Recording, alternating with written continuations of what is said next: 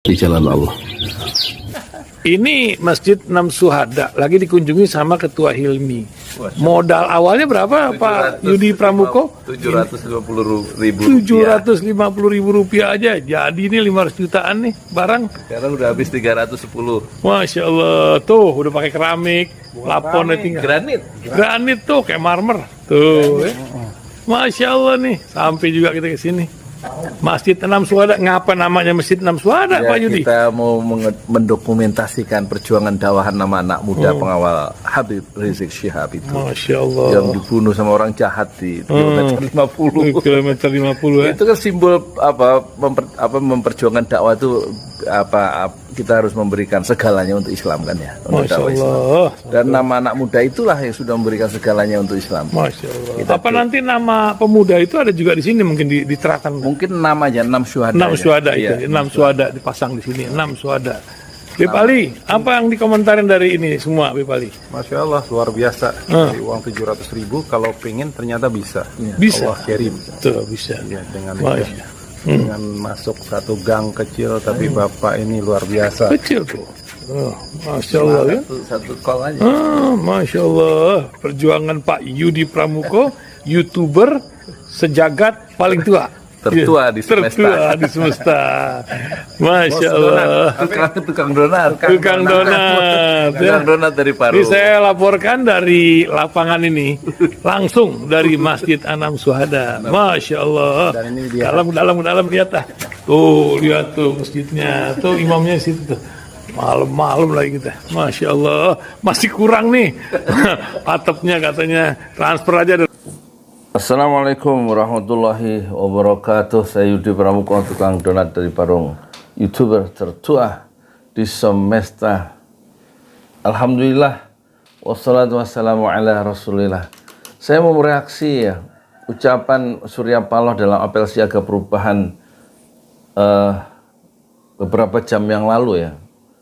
Sore kemarin hari Ahad itu di GBK, dan saya belum lihat pidatonya dari awal sampai akhir karena memang sengaja saya simpan untuk saya reaksi tanpa harus melihat dulu dan juga tidak melihat komentar-komentar yang lain. Ada 3 alasan kenapa harus kita perhatikan ya. Pertama, kemeriahan budaya yang ditampilkan di GBK ya dalam pawai budaya itu akan hilang. Yang tidak hilang adalah pikiran-pikiran selain Anies Baswedan juga Surya Paloh dalam pidato di apel siaga perubahan Partai Nasdem itu yang pertama. Yang kedua, dalam dunia antropologi misalnya itu gerak-gerik pikiran-pikiran dan ucapan seorang tokoh itu lebih layak untuk diperhatikan, untuk diteliti, untuk disimak daripada kita memperhatikan jutaan kebiasaan orang biasa ya. Yang ketiga, kita lihat apakah nanti Surya Paloh itu semangatnya dalam pidato itu seperti memukul balik kebijakan-kebijakan Presiden Jokowi, atau dia hanya memuja saja, atau hanya datar saja. Kita pengen tahu ya pikiran-pikiran dari dan orasi dari Surya Paloh, Ketua Umum Partai Nasdem. Kita mulai ya. 1, 2, 3.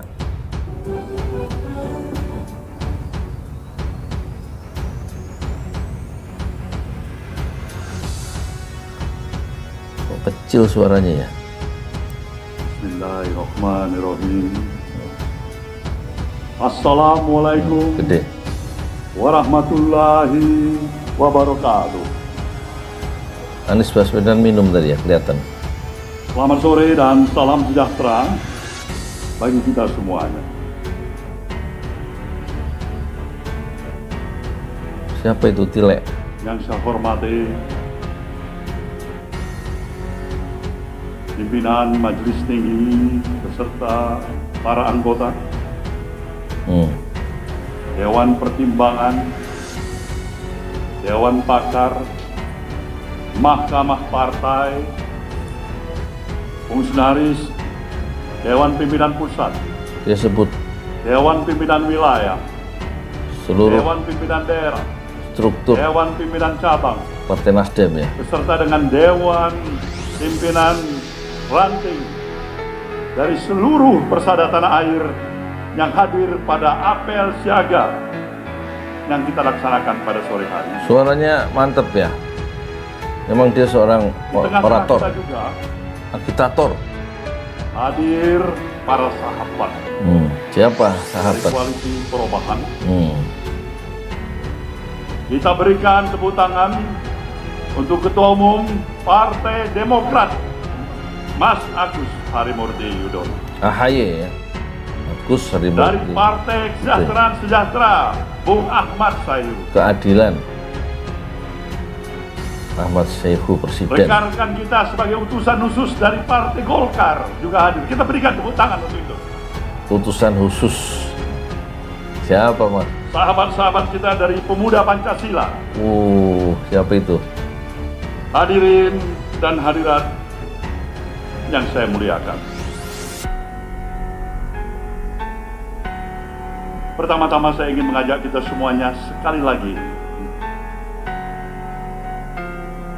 menghantarkan puji dan syukur kita kehadirat Sang Maha Pencipta.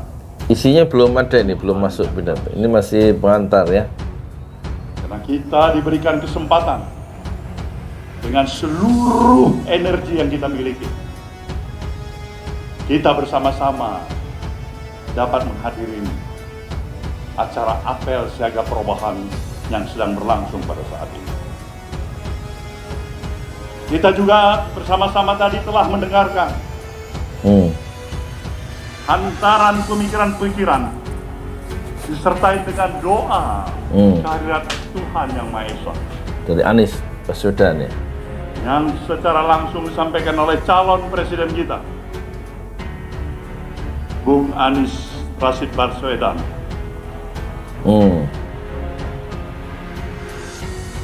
Istrinya, yang datang bersama dengan ibu. istrinya, ibu, maksudnya istrinya Tentu Farhani doa siapa namanya dan itu? harapan, Farhani ya. pemikiran-pemikiran yang dilontarkan oleh calon presiden kita ini adalah bukan hanya dialamatkan kepada kita, tapi kita juga mempunyai kewajiban untuk lebih meluaskan harapan dan pikiran-pikiran yang telah dilontarkan kepada seluruh lapisan masyarakat, rakyat dan bangsa yang kita miliki. Jadi bukan dikonsumsi secara internal, Kita berkewajiban untuk itu. tetapi pikiran Anies Karena apa? harus disebarkan keluar. Karena sesungguhnya lah kita yang memiliki negeri ini, Kita. negeri yang kita cintai ini, negeri yang begitu indah, negeri yang memiliki begitu luas. Ini mulai masuk ya, bahwa negeri ini milik kita bersama, bukan milik kelompok oligarki dan bukan milik penguasa yang elit. Ini sebenarnya mulai serangan pertama ini, bahwa basisnya adalah ini negeri milik kita, ya kan? Bersama. Luas wilayahnya, tidak kurang daripada hampir 2 juta kilometer persegi. 2 juta. Negeri yang mempunyai posisi geografis yang begitu strategis, diapit oleh 2 samudra, Samudra India dan Samudra Pasifik, 2 benua, benua Asia dan juga benua Australia. Kita juga dapat menyatakan kita adalah negara kepulauan yang paling terbesar di dunia, karena kita memiliki lebih dari 17.000 pulau-pulau yang ada di negeri kita. Kita juga jelas mengetahui negeri kita ini mempunyai kontur dan struktur tanah yang subur. Nah, mulai Mineral reserve kita, sumber daya alam. daya kekayaan alam kita, Allahu Akbar, Mulai ya, sumber daya alam yang dicuri oleh antek-antek kolonialisme yang ada di dalam negeri. dikuras dengan ketamakan. Ini mulai pengantar ini. Jadi pertama dia menegaskan kekayaan alam Indonesia dan posisi strategisnya dalam dunia internasional. Tapi kita lihat apa yang dimaksud dengan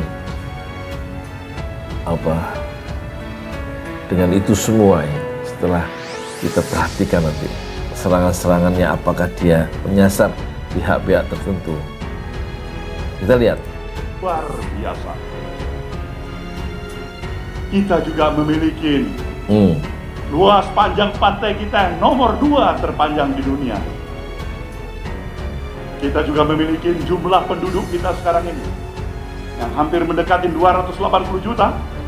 Itu artinya kita memiliki jumlah kebesaran penduduk nomor 4 yang terbesar dari negara-negara yang ada di dunia pada saat ini.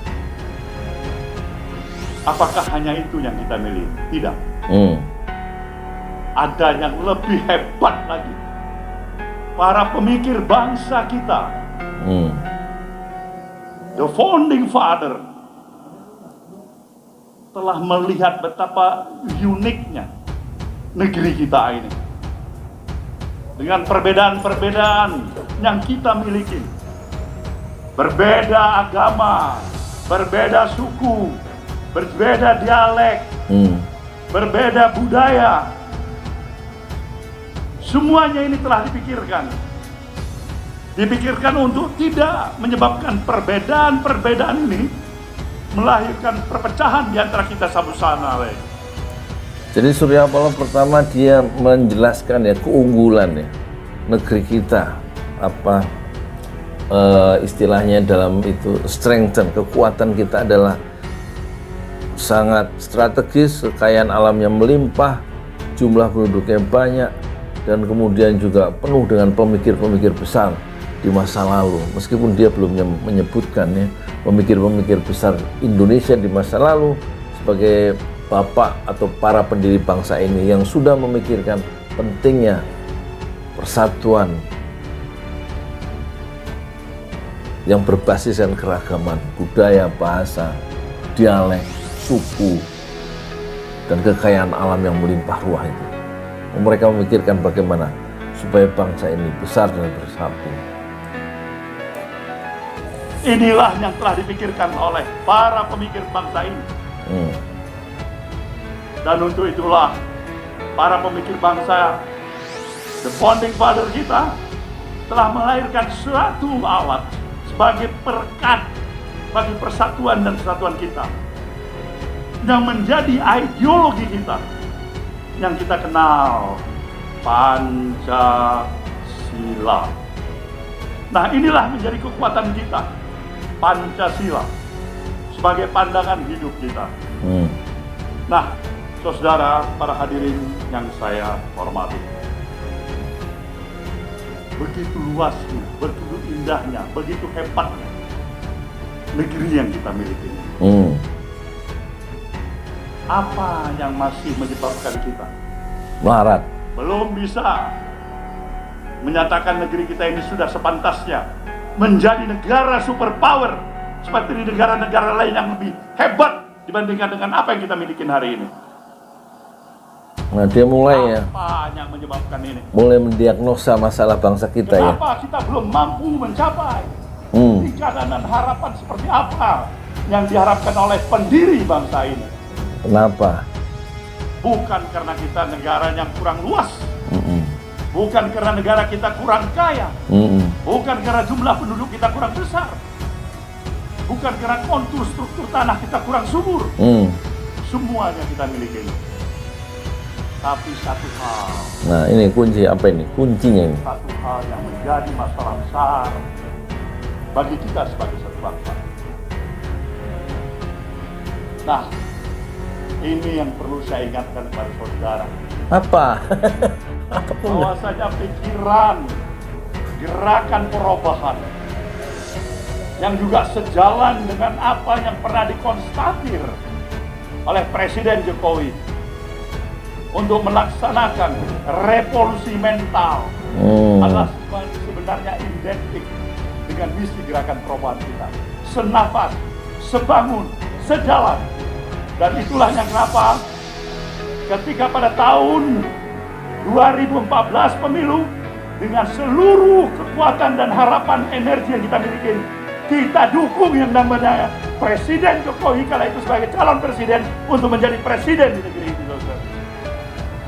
Nah, mulai revolusi mental dalam perspektif Surya Paloh ada sesuai dengan hashtag atau ideologi atau slogan atau harapan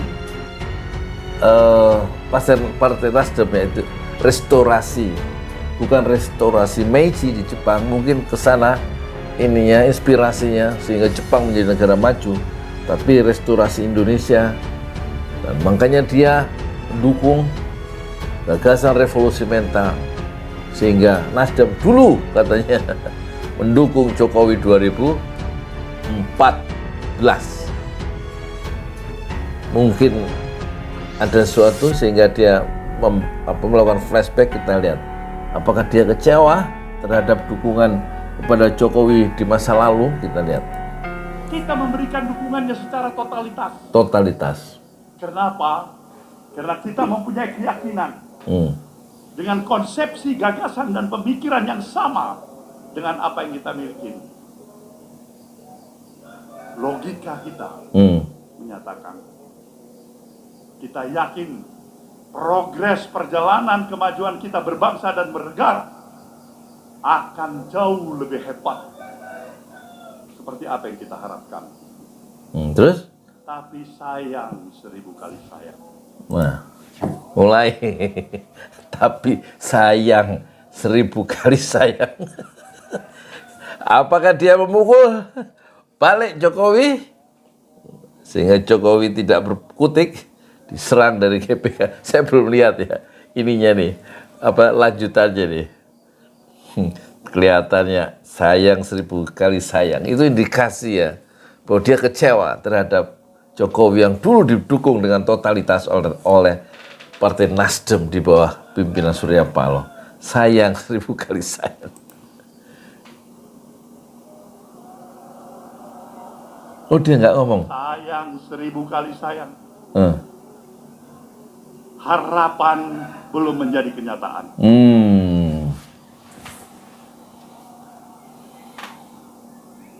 Apa yang harus berani kita nyatakan menjelang 78 tahun kemerdekaan bangsa? Harapan belum menjadi kenyataan. Yang kita miliki. Kecil sih. Sebenarnya kita memahami bahwa kemerdekaan yang kita miliki ini bukanlah hanya pemberian atau hadiah yang kita peroleh dari para kaum penjajah. Para kader Partai Nasdem, perlu saya ingatkan, kita pernah mengalami sedikit-dikitnya 3,5 abad sebagai bangsa yang terjajah. Dan konsekuensi sebagai bangsa yang terjajah adalah derita, penghinaan, kesedihan, kesedihan, dan kehilangan harkat dan martabat. Itulah nasib sebagai bangsa yang terjajah. Nah, ini poinnya, poin-poin pentingnya. Ini dengan seluruh daya dan upaya para pemikir sekaligus para pejuang bangsa ini yang telah memberikan peran dan mengambil sikap dengan penuh keyakinan memberikan pengorbanan harta, bahkan nyawa sekalipun, untuk membebaskan kita sebagai bangsa yang terjajah menjadi bangsa yang merdeka. Kecil suaranya, kenapa ya? Kita wajib untuk tetap mengenang dan memberikan penghormatan kepada para pahlawan dan para pemikir bangsa ini yang memerdekakan bangsa kita dari kaum penjajah. Inilah sejalan dengan kita mungkin 1 bulan lagi akan menghadapi peringatan hari ulang tahun ke-78 tahun. Mana serangan-serangannya nggak ada. Katanya nggak harapan nggak jadi kenyataan. Sejujurnya, kita telah mengalami berbagai kemajuan dalam berbagai peranata kehidupan yang ada. Dalam beberapa aspek kehidupan yang kita miliki. Tetapi apabila kita berani dan menempatkan pemikiran secara kritis, objektif, berdasarkan fakta yang ada, di tengah-tengah potret sosial kemasyarakatan yang ada pada hari ini. Saudara, para peserta apel siaga yang saya banggakan. Indonesia yang kita kenal sebagai satu bangsa yang memiliki nggak tas-tas gitu sih. nilai values Ayo serang aja dulu. Indonesiaan yang seutuhnya. Muter-muter dia ngomongnya ini. Dengan ramah, tamah, sopan santun, mengenal tempo selero, Tepos liro. ajas kepantasan, kepatutan, budaya malu, penuh dengan spirit kegotong royongan. Hari ini kita sudah hampir sulit untuk menemukan karakter sejatinya. Budaya Bangsa malu, Indonesia seperti tepos apa yang kita liro kenal. nggak ada katanya. Budaya malu sudah nggak ada. Bangsa kita telah berubah. Bangsa kita telah berubah. Hari ini dari semangat yang penuh dengan rasa kegotong royongan dan kebersamaan, semangat kekitaan, berubah menjadi bangsa dengan semangat keakuan individualistik yang menghargai nilai-nilai transaksional materialistik yang serba pragmatis. Dan itulah Indonesia hari ini. Kita terjebak pada pragmatisme, kita terjebak dari sikap yang penuh keterus-terangan menjadi bangsa yang penuh dengan kepura-puraan atau Kepura-puraan atau munafik? Munafik. Dan itulah kita Indonesia hari ini. Munafik dalam konteks politik ya. Mungkin bukan dalam konteks yang lain ya. Atau mungkin juga dalam konteks Islam, karena ciri orang munafik itu 3. Kalau dikasih amanah dia tidak tunaikan amanah itu satu. Yang kedua, kalau dia berjanji dia ingkari janji itu. Majalah Tempo yang menggambarkan siluet dari samping kanan Presiden Jokowi dengan siluetnya dengan bayangannya adalah Pinocchio yang berhidung panjang dengan tulisan di cover itu janji tinggal janji, itu kritik yang keras dari majalah yang memiliki tingkat kredibilitas tinggi yaitu Tempo. Kemudian ciri yang munafik lagi kalau ngomong berbohong. Ada 65 kebohongan rejim ini yang di list oleh Rizal Ramli dalam Twitternya, 65 janji-janji yang tidak tertunaikan oleh Presiden Jokowi. Kemudian itu 3 ciri orang munafik. Yang keempat, yang berikutnya, orang munafik itu di dalam surat An-Nisa 142 itu dia orang munafik. Innal munafiqina yakhda'una Allah wa hum. Pokoknya orang munafik itu menipu Allah dan Allah membalas tipuan mereka. Dan kemudian ciri yang kelima orang munafik menurut Al-Quran itu sambungan dari hadis tadi. Yang kelima adalah kalau dia sholat ya. Orang-orang munafik itu kalau sholat Qamu ila sholah qamu kusala. Lemes, males sholatnya itu. Tidak sungguh-sungguh, tidak serius. Sholatnya ngasal. Itu orang munafik ya.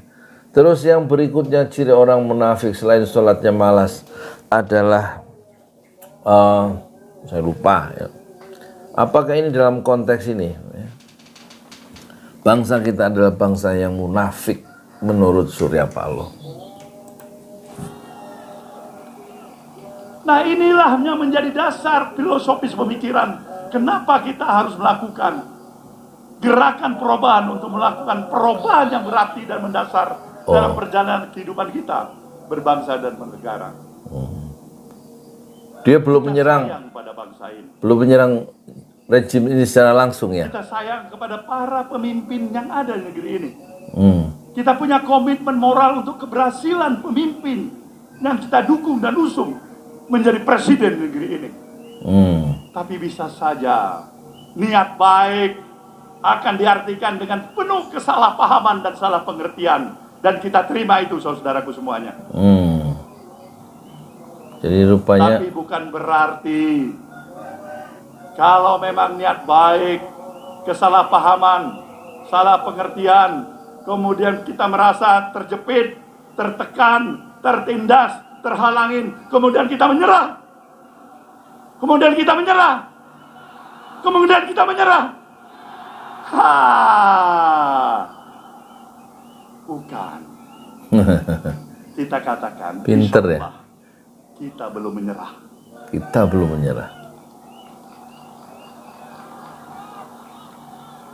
Dasar pemikiran inilah yang kita mau agar kita tetap konsisten dengan pemikiran-pemikiran nilai-nilai kebangsaan yang Jadi dia mengkomunikasikan kepada dunia melalui Metro TV ini bahwa Nasdem yang mendukung rejim ini dengan penuh kecintaan terhadap pemimpin-pemimpin yang agar berhasil, ternyata harapan itu tidak menjadi kenyataan.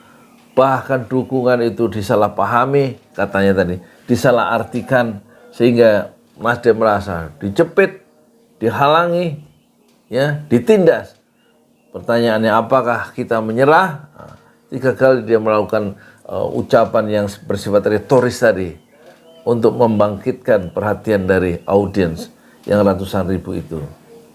Dan dia jawab sendiri bahwa kita belum menyerah. Seutuhnya untuk memberikan penghormatan nilai pluralisme kebangsaan kita. Kenapa kita harus memilih Anies Baswedan? Kenapa? Karena kita mau membuktikan pluralisme yang kita hargai bukan hanya di bibir, tapi juga dalam praktek kehidupan yang nyata, saudaraku semuanya. Disorot ya. Pemikiran-pemikiran yang dinamis, moderat, dan penuh dengan konsistensi pemikiran dalam rangka membangun ke-Indonesiaan yang seutuhnya. Wajib terus-menerus kita perjuangkan. Maka dalam kesiapan kita menghadapi pemilu pada 2024 yang akan datang, saya ingin menyerukan dari tempat ini kepada para penyelenggara dan pengawas pemilu untuk melaksanakan tugas sebagaimana yang diamanahkan secara profesional dan bermoral. Profesional dan Lepas bermoral. dari semua intervensi kepentingan, dan tetaplah tegak lurus pada nilai kejujuran dan keadilan. Ini yang penting ya. Potensi kecurangan pemilu itu disadari sejak awal oleh Nasdem, oleh Surya Paloh, yang akan menghancurkan demokratisasi kita.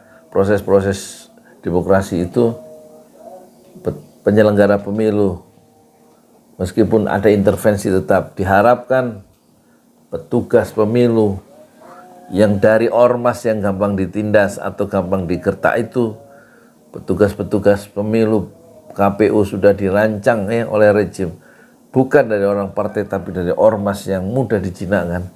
Diingatkan oleh Surya Paloh supaya mereka tegak lurus pada keadilan dan kejujuran. Di situ kuncinya. Kita memerlukan pemilu yang seperti itu. Tidak ada gunanya pemilu kita laksanakan kalau pemilu itu berakibatkan kepada perpecahan daripada anak bangsa ini. Karena kecurangan. Musuh kita bersama bukanlah musuh di antara kita satu sama lain. Bukan musuh atas dasar perbedaan agama, perbedaan partai politik.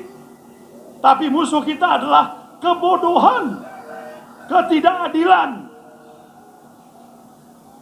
Inilah musuh bersama kita dalam kehidupan kita berbangsa dan bernegara. Maka pada saudara semuanya,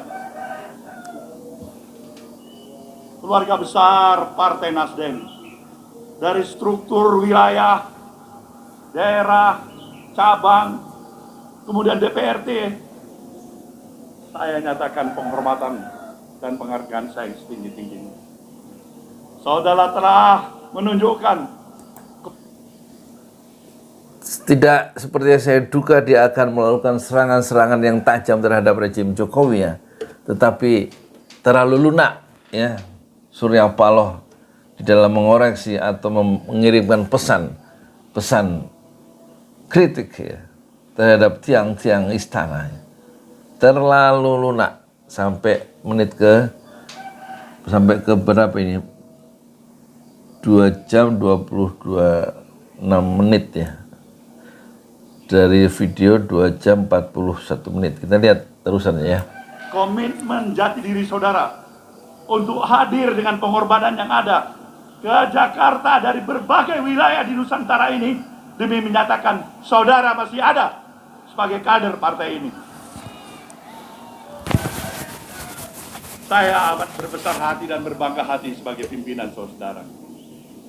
Sampaikan salam perjuangan saya kepada seluruh keluarga besar kita di kampung halaman. Kepada para seluruh konstituen kita. Katakan, insya Allah, di diri dan hati kita ini, berbagai tantangan halaman yang kita hadapi, tapi dengan tekad dan niat baik yang ada, kita akan tetap menjadi Spartan yang tangguh. Spartan itu apa? Kita harus berani menyatakan, kalau takut dilanda ombak, janganlah pernah berumah di tepi pantai. Pantun nih. Inilah kita Nasdem, saudaraku semuanya. Maka untuk itulah, Apa tadi? Jangan, kalau takut dilamun ombak, jangan membuat rumah di tepi pantai. Jadi harus berani, karena air pantai itu akan menghajar rumah yang kita bikin di tepi pantai satu saat ya. Kalau takut jangan bikin rumah di tepi pantai, di gunung sana. untuk pidato saya ini, sebuah pantun dari Pulau Sumatera di wilayah timur, saya utarakan pada saudara. Pulau Pandan, jauh di tengah. Di balik pulau si angsa dua, hancurlah badan dikandung tanah, budi yang baik kan dikenang jua. Selamatlah berjuang saudaraku semuanya. Semoga jalan perjuangan kita tetap di jalan yang diridhoin oleh Allah Subhanahu wa taala. Amin amin ya rabbal alamin. Terima kasih. Wabillahi taufiq wal hidayah. Wassalamualaikum warahmatullahi wabarakatuh. Ya itu tadi ya pidato dari Ketua Umum Nasdem Surya Paloh. Saya pikir ada yang sesuatu yang mengejutkan, ternyata tidak ya. Serangan-serangannya tidak tajam sebagaimana biasa, dan secara keseluruhan ya, pidato tadi membangkitkan kebanggaan kita sebagai bangsa yang memiliki kekayaan alam, tapi dia tidak meneruskan bahwa kekayaan alam itu dicuri orang. Yang memiliki garis pantai terpanjang di dunia, memiliki jumlah penduduk nomor 4 di dunia. Dia memberikan satu pandangan-pandangan yang menggembirakan hati, tetapi tidak mengelaborasi ya masalah yang kita hadapi, meskipun diakui ada masalah dengan pemerintahan yang tadinya didukung secara total, yaitu Pak Jokowi dengan slogan revolusi mentalnya, dan harapan itu tidak menjadi kenyataan, tetapi Surya Paloh menahan diri untuk ya tidak memporak-porandakan ya, postur dari pemerintahan sekarang yang sebenarnya tidak sesuai dengan harapan dari Partai Nasdem yang mengusung restorasi Indonesia. Selama 10 tahun didukung, ternyata tampaknya ada kegetiran dalam hati dan pikiran dari Surya Paloh, tapi dia tampaknya menahan diri tidak memprovokasi atau dia tidak mempertajam serpihan pikiran dan kritik dari Surya Paloh yang dia kirimkan ke tiang-tiang istana. Dia tidak melakukan itu ya. Jadi secara keseluruhan menurut saya pribadi pidato dari Surya Paloh sangat mengecewakan. Saya sebagai tukang donat dari Parung YouTuber tertua di semesta fasbir sobron jamilah. Bersabarlah dengan kesabaran yang indah. Assalamualaikum warahmatullahi wabarakatuh.